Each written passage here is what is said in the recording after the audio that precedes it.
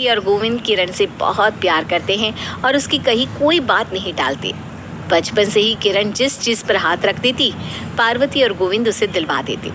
एक रोज पार्वती का ससुर मदन उनसे कहता है, बहू बेटी को इतना सर चढ़ाना अच्छी बात नहीं है। कल को वो अपने ससुराल में भी यही करेगी। किरण की शादी के बाद वो अपनी घर की हो जाएगी। काम तो तुझे तेरा बेटा ही आएगा ना। अपने ही बच्चों में भेदभाव करके तुम किरण को जिद्दी बना रही हो। याद रखना, एक दिन तुम्हें मेरी बात याद आएगी।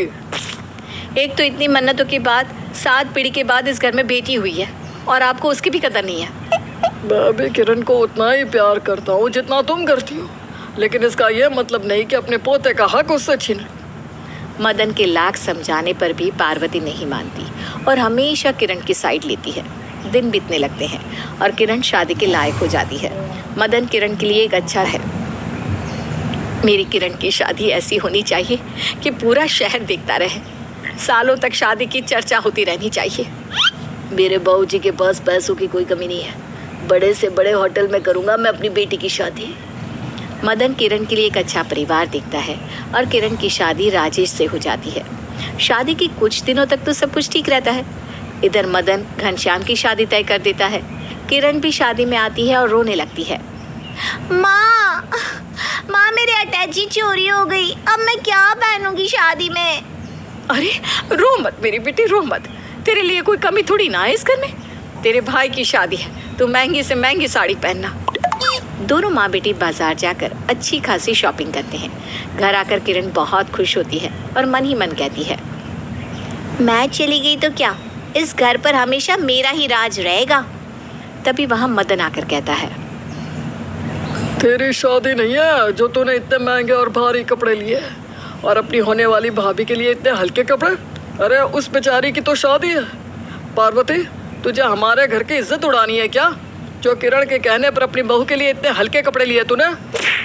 मैं भला क्यों ही माँ को कुछ सिखाने लगी? चुप हो जा, मुझे सब पता है। यह सब तेरा ही किया धरा है। मुझे तो डर है कि मेरे मरने के बाद पार्वती किरण के कहने पर कहीं घर ना लुटा दे। मदन रजनी के लिए भारी कपड़े और जेवर लाता है, जिन्हें देखकर किरण की आंखें उस पर टिक जाती है। ये जेवर तो मेरे पास होने चाहिए, वो गरीब रजनी के पास नहीं। रजनी और घनश्याम की शादी होती है और रजनी जैसे ही घर में प्रवेश करती है, किरण उसका रास्ता रोककर कहती है, भाभी घर में तभी आ सकती हो जब मुझे जो चाहिए वो दोगी। क्या चाहिए बताइए ना। यही जो आपके गले में हार है ना, वो चाहिए मुझे। रजनी बिना सोचे एक बार में ही अपने गले से हार निकालकर किरण को दे देती है। जो चीज जिसकी होती है उसके पास पहुंच ही जाती है। ये सुनकर रजनी की आंखें भीग जाती है और घनश्याम का खून खोलने लगता है। अपने कमरे में जाते ही घनश्याम रजनी से कहता है, इस तरह तेरे लोगों की तो किरण कुछ नहीं छोड़ेगी तुम्हारे पास। शादी होने के बाद भी अभी तक वो इस घर के हर मसलों में टांग अड़ाती है। तो मैं क्या करूं अब? किरण से दूरी रखो। अगले दिन रजनी की मुंह दिखाई होती है। सब कोई मुंह दिखाई में रजनी को कुछ न कुछ देते हैं, बस किरण को छोड़कर। 1 महीने तक किरण अपने मायके में ही रहती है और रोज रजनी को परेशान करती रहती। एक रोज पार्वती रजनी के लिए साड़ी लेकर आती है। ये देखकर किरण मन ही मन कहती है, माँ के मन में रजनी के लिए जगह बन रही है। अगर ऐसा हुआ तो मेरी जगह सबका मुंह बन जाता है। ये क्या बनाया है? दिमाग कहाँ है बहू तेरा? खाने की जगह नमक ही खिलाना है क्या बहू? और चढ़ाओ ना बहू को सर पर और ला कर दो रोज नई नई साड़ियाँ। एक काम तो ठीक से होता नहीं इससे। किरण खाने की थाली छोड़कर उठ जाती है। रजनी रोने लगती है और मदन से कहती है, दादाजी मैंने खाना बहुत अच्छे से रोज की तरह बनाया था, पता नहीं ये कैसे हो गया। रजनी की बातें सुनकर मदन सब समझ जाता है। कोई बात नहीं बहू, कभी कभी हो जाता है तो रो मत। मदन पार्वती को जाकर कहता है, घर देखे। पार्वती किरण के ससुराल जाने की सारी तैयारी करती है। अभी मैं कहीं नहीं जाऊंगी, ये मेरा भी घर है। अरे बेटा काफी दिन हो गए, वहाँ राजेश जी को भी तो तेरी जरूरत होगी ना, कुछ दिनों में फिर आ जाना। किरण जाने के लिए मान तो जाती है, लेकिन जाते वक्त मोटी रकम लेती है। अपने ससुराल जाने के बाद किरण आए दिन पार्वती को फ़ोन करके रजनी के लिए सिखाती रहती। इधर मदन की मौत हो जाती है और किरण के रास्ते का कांटा दूर हो जाता है। एक दिन किरण अपनी माँ से कहती है, माँ अब इस घर का हिस्सा कर दो, तुम्हारे जाने के बाद ये रजनी मुझे एक तुनका तक नहीं देगी। हिस्सा क्या करना है बेटा, जो कुछ मेरा है वो सब मेरे जाने के बाद घनश्याम और उसकी बीवी का है। तेरा हिस्सा? मैं भी तो इसी घर की बेटी हूँ। बेटा ये घर भी तेरा है, लेकिन हिस्सा तो तुझे तेरे ससुराल में मिलेगा ना। फिर राजेश जी तो इतना कमाते हैं, तुझे यहाँ के हिस्से की क्या ज़रूरत है। किरण गुस्से में फ़ोन काट देती है।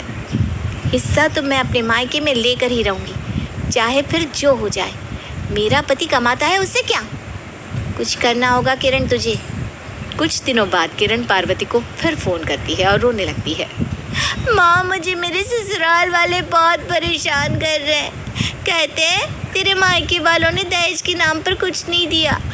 राजेश का बिजनेस में बहुत बड़ा नुकसान हो गया माँ, मैं क्या करूँ अब। अगर राजेश ने कुछ कर लिया तो मैं कहीं की नहीं रहूँगी। इतनी कम उम्र में मैं विधवा कहाँ जाऊँगी। नहीं नहीं नहीं बेटा, ऐसा मत बोल, हम हैं ना तेरे साथ। राजेश जी को कुछ नहीं होगा। तू बता कितना पैसे चाहिए तुझे। एक बार के लिए तो 10 लाख, फिर उसके बाद कोई नया काम शुरू करना होगा। ठीक है बेटा, मैं कुछ करती हूँ। पार्वती रजनी के जेवर बेच देती है और वो पैसे किरण को दे देती है। किरण अपनी चाल में कामयाब हो जाती है। इधर रजनी को जब पता चलता है कि उसके जेवर पार्वती ने बेच दिए हैं तो घर में झगड़ा हो जाता है। माँ आपने रजनी के जेवर क्यों बेचे? बचपन से तो मेरा हक किरण को देती आई हो और अब रजनी के साथ भी यही सब कर रही हो। मैं ये नहीं होने दूंगा। मैंने चढ़ाए थे जेवर, सो मैंने ले लिए। क्या अपनी बेटी को मरने देती मैं? किरण ठीक कहती है, रजनी उसे एक फूटी कौड़ी भी नहीं देगी। अब इस घर का बंटवारा होगा। अब मेरी किरण को मैं इस घर में हिस्सा दूंगी। दे दो ना, कौन सा मेरे कहने से आप नहीं दोगी। पार्वती किरण को मायके बुला लेती है और अपनी संपत्ति का बंटवारा 3 हिस्सों में करती है। एक हिस्सा घनश्याम का, एक हिस्सा किरण का और एक हिस्सा अपना रखती है। आखिर मेरा हिस्सा मैंने ले ही लिया, माँ का हिस्सा भी मुझे मिल जाए तो सोने पे सुहागा हो जाए। किरण पार्वती के कान भरती है और कहती है, देख लेना माँ, अब ये रजनी ना तेरे काम करने में नाटक करेगी। अरे मुझे किसी की ज़रूरत नहीं है बेटा, मैं नौकर रख लूँगी जो मेरी सेवा करेगा और उसे ही मेरा हिस्सा भी दूँगी। माँ मैं ही तेरे पास रह जाती हूँ, हम माँ बेटी आराम से रहेंगी। किरण के कारण घनश्याम अपना हिस्सा लेकर रजनी के साथ घर से चला जाता है। उधर किरण पार्वती से रो रो कर उसके सारे पैसे ले लेती है और आखिर में उसे अनाथ आश्रम छोड़ाती है, जहाँ उसे मदन की बातें याद आती है। बाबूजी ठीक कहते थे,